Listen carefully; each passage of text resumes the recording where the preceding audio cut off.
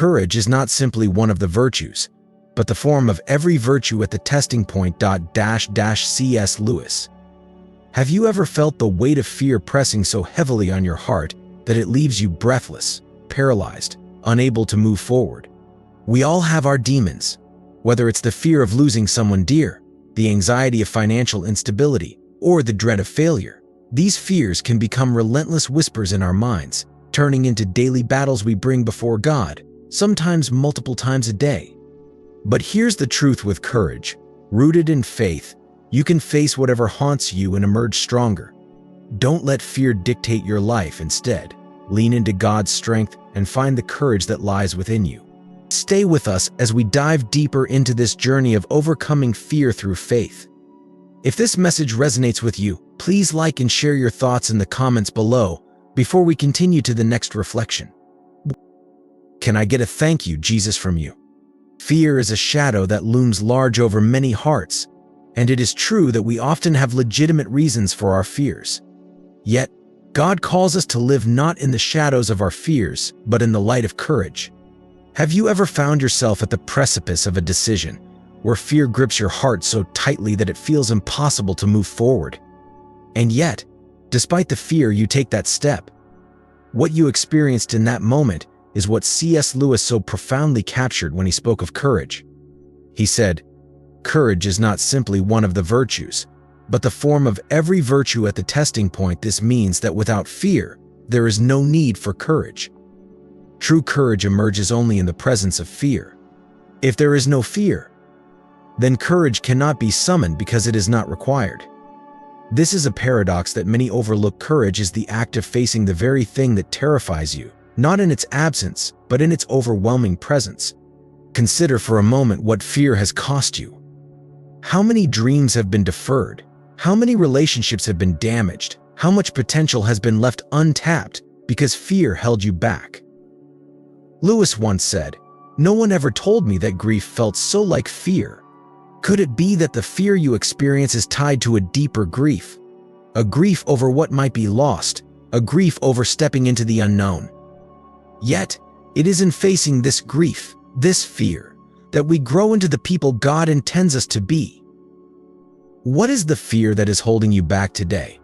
What is the grief that is so intricately entwined with it? To conquer this fear, we must confront it head-on, with the knowledge that courage is not the absence of fear, but the decision to move forward despite it. C.S. Lewis reminds us that faith is the art of holding on to things your reason has once accepted, in spite of your changing moods. Just as faith requires a steadfast heart, so too does courage require a determination to act in spite of fear's grip. It is this act of courage, doing what is right, even when fear threatens to paralyze us, that molds us into courageous men and women. If fear has been your ruler, it's time to reclaim your throne by facing that fear with unwavering courage.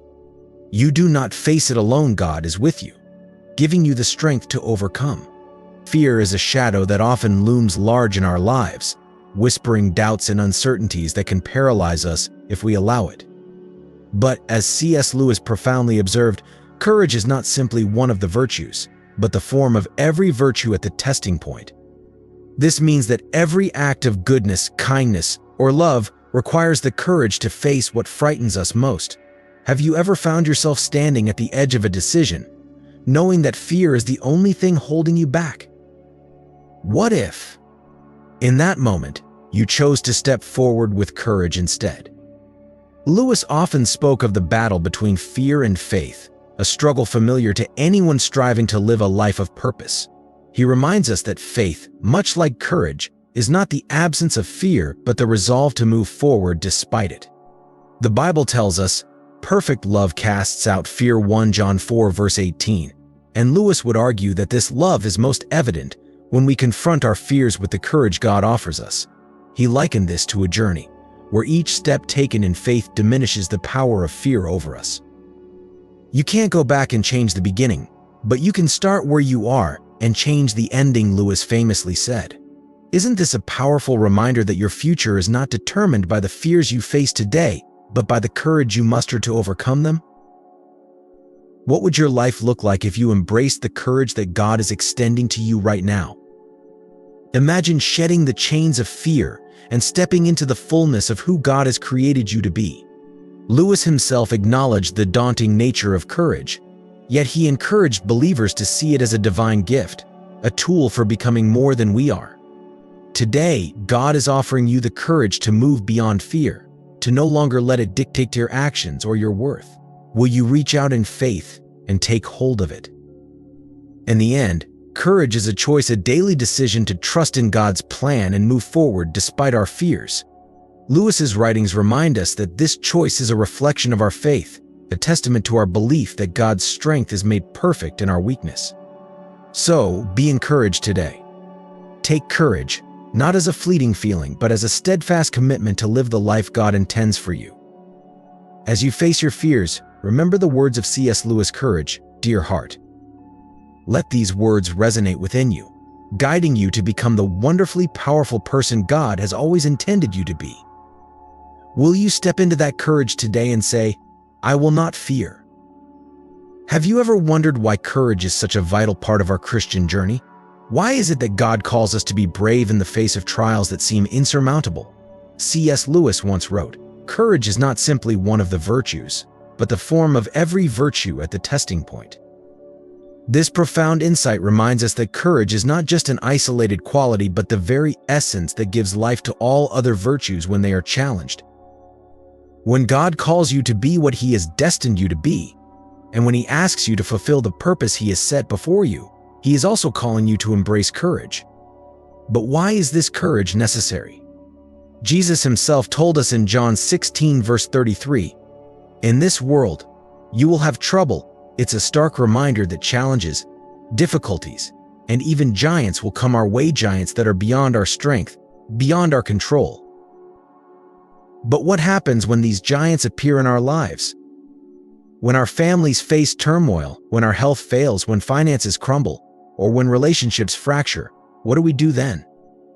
Do we retreat in fear, allowing these challenges to bully us into a corner, to run until we are too exhausted to stand? Or do we stand firm, grounded in the courage that comes from God? Lewis also spoke of a severe mercy where the trials we face are not to break us but to build us. Could it be that these very struggles are the means through which God refines our character, strengthening us to fulfill His will? In those moments, what you need isn't just a comforting word or a temporary reprieve. What you need is the courage to stand in the power of the Lord, to face the giants with the assurance that you do not stand alone. This courage is not born of human strength, but of divine might, courage rooted in faith, knowing that if God is for us, who can be against us? Romans 8, verse 31. How then will you respond when life's challenges attempt to push you into despair? Will you draw from the well of courage that God offers, stepping forward in His strength to overcome in His name? The choice is before you, and the courage you need is available through the power of God. Courage is an essential trait for anyone walking in faith, but its necessity goes beyond just facing the unknown. Why is courage so crucial when God calls us? Often, His call leads us into the heart of difficulty, not away from it. We might long for a path of ease, yet God doesn't call us to comfort. He calls us to fulfill our destiny, which frequently comes wrapped in challenges that appear insurmountable. Consider David, a young shepherd facing the towering Goliath, outmatched in every way, yet he boldly declared, I come to you in the name of the Lord, and through that divine courage, he triumphed. Or Peter, stepping out onto the stormy sea at Jesus' bidding, an act that defied all logic and human ability. These stories echo C.S. Lewis's reflection that courage is not simply one of the virtues, but the form of every virtue at the testing point. So, when God calls us to tasks that seem impossible, do we shy away in fear, or do we, like David and Peter, trust that with God's help, we can conquer any giant or storm? Remember, courage doesn't mean the absence of fear. It means pressing forward in faith despite it, knowing that God equips those He calls to overcome the impossible. The path to realizing your greatest potential often requires you to face your deepest fears head-on. Consider this: what if the very thing you fear most is the key to unlocking God's plan for your life? C.S. Lewis once said, "Courage is not simply one of the virtues, but the form of every virtue at the testing point. Could it be that your fear is the testing point, where your faith and courage are truly revealed? Imagine the possibilities if you took that leap of faith, if you dared to trust God, even when uncertainty clouds your vision. Perhaps you're standing on the edge of a decision, feeling the weight of fear holding you back. But remember, as Lewis suggests, courage doesn't mean the absence of fear, it means pressing on despite it.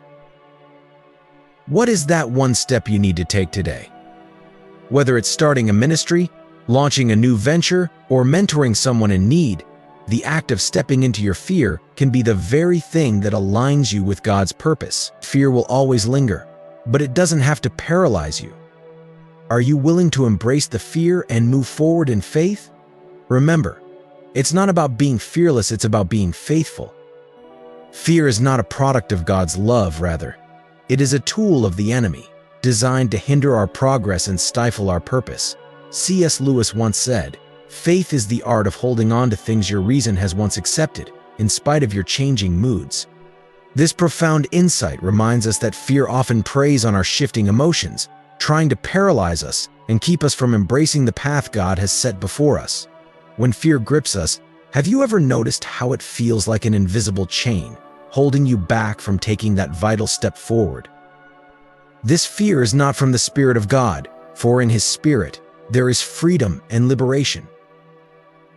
God assures us that He has not given us a spirit of fear, but of power, love, and a sound mind. So why does fear seem to have such a stronghold on us? Lewis would argue that this is the enemy's way of restricting us, of wrapping us in a pythonic hold, squeezing out our courage and faith. But in the authority of Jesus Christ, we can break free from these chains. We can declare the mind of Christ over our lives, rejecting fear and embracing the courage needed to pursue our God-given destiny. Remember, the very thing you fear might be the gateway to your greatest calling.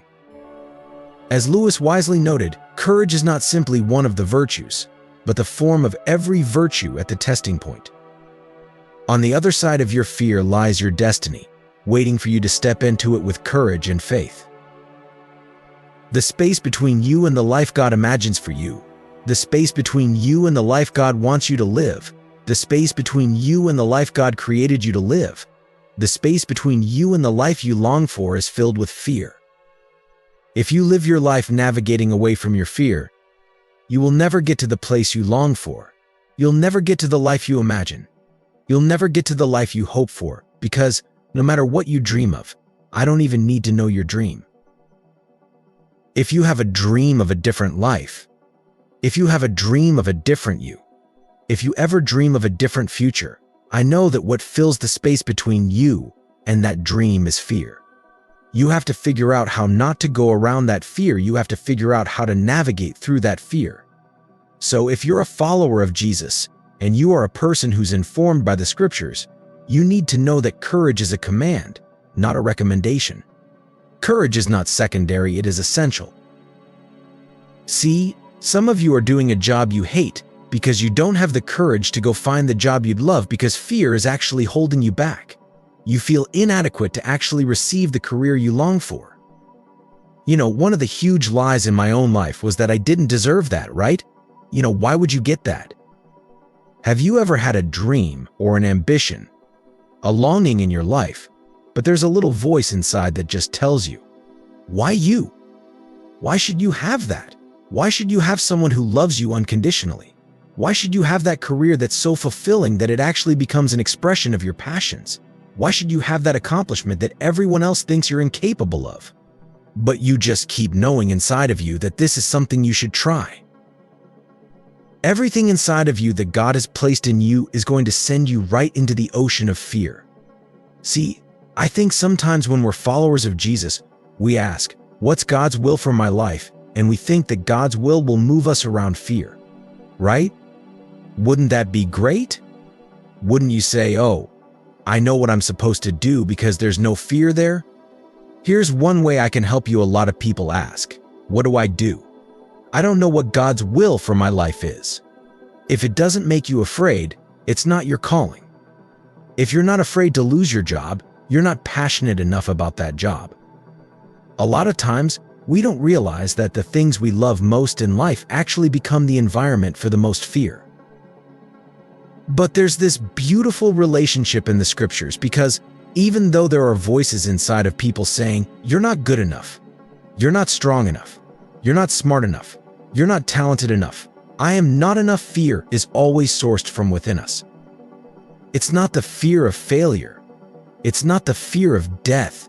It's not the fear of getting sick. It's not the fear of losing a job.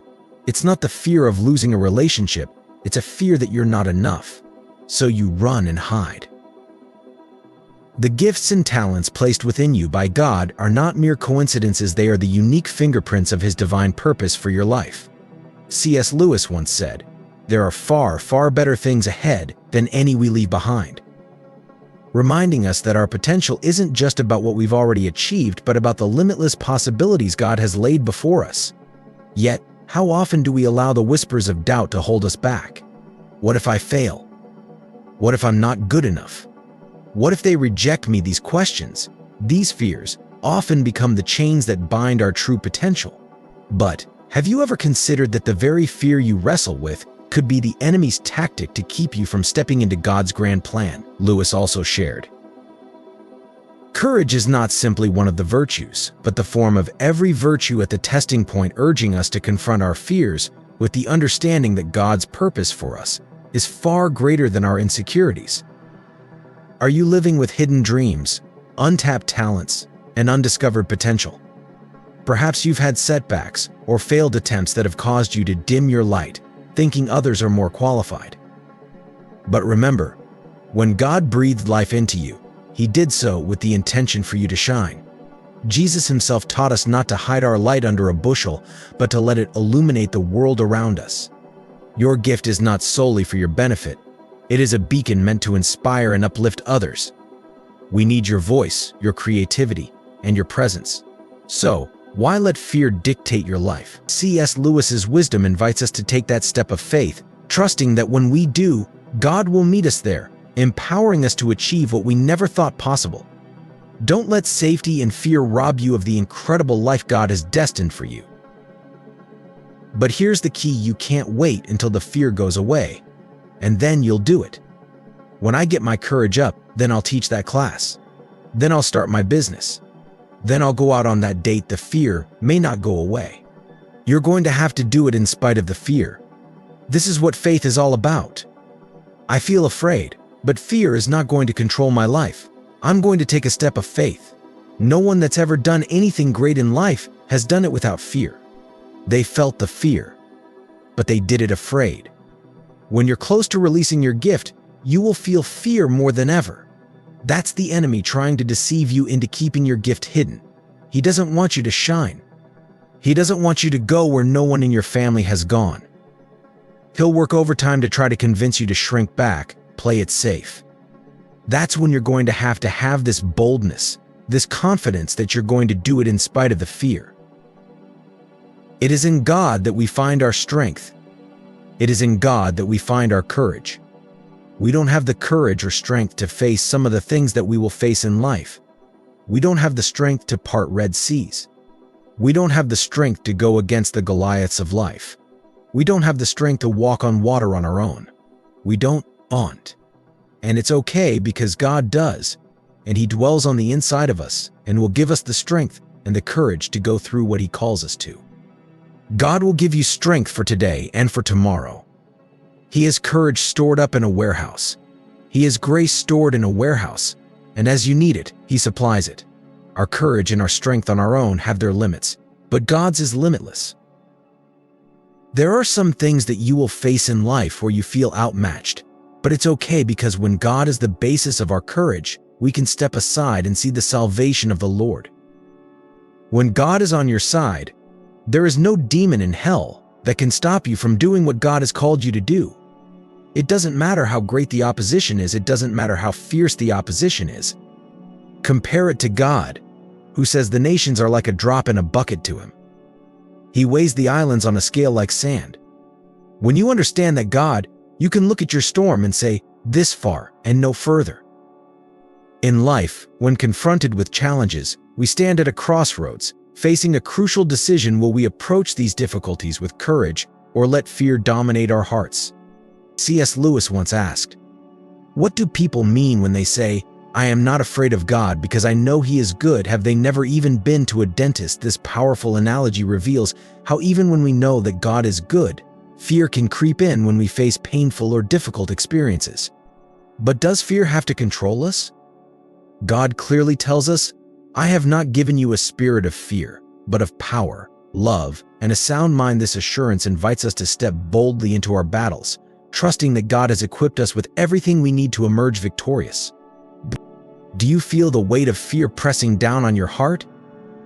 Remember, God's promise is that you can face any trial with strength and courage.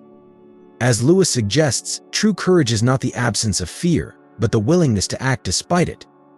Will you choose to stand firm, relying on the power and love that God has placed within you? Or will you let fear dictate your steps?